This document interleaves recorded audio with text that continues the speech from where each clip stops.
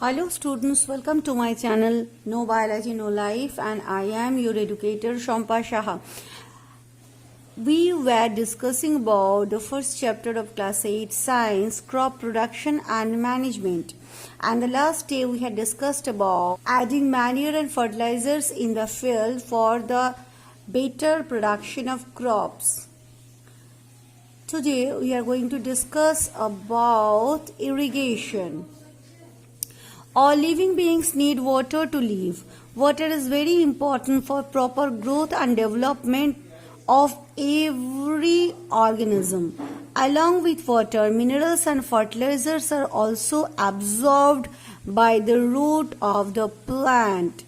Plants contain nearly 90% water of their body. Water is essential because germination of seeds does not take place under dry conditions. Nutrients dissolved in water are transported to each part of the plant, and the process is called ascent of sap. Water also protects the crop from both frost and hot air currents. To maintain the moisture of the soil for healthy crop growth, fields have to be watered regularly. And then the question arises, what is irrigation? Irrigation is the process to supply the water to the crops at regular intervals. The time and frequency of irrigation varies from crop to crop.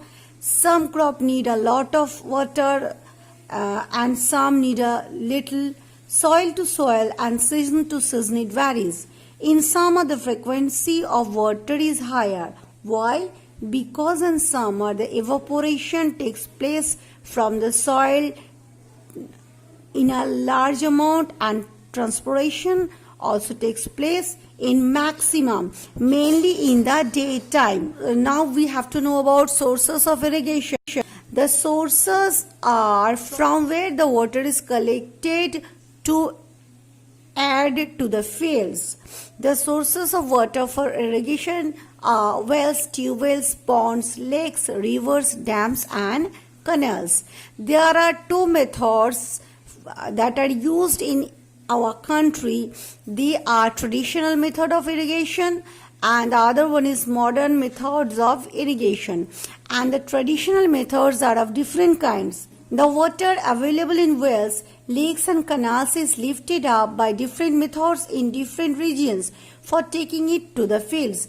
Cattle or human labor is used in these traditional methods. So these methods are cheaper but less efficient.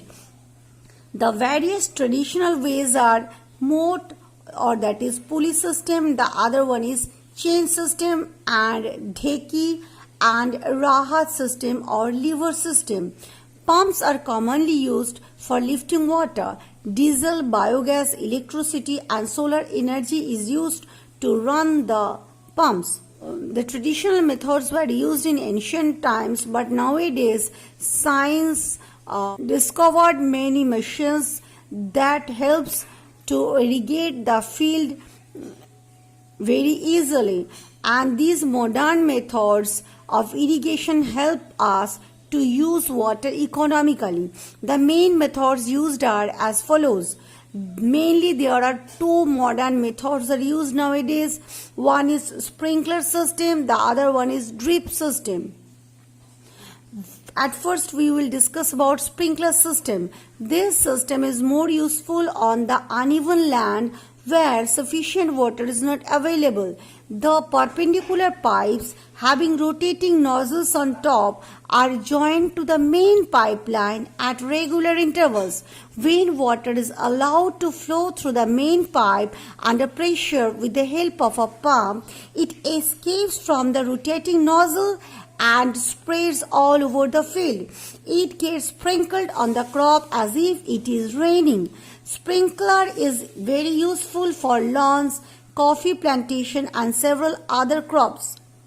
And the other one is drip system. In this system, the water falls drop by drop directly near the roots of a plant. So it is called drip system. It is the best technique for watering fruit plants, gardens and trees.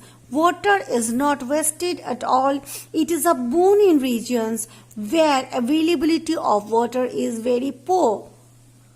These are the process of irrigation nowadays used in our country and all over the world.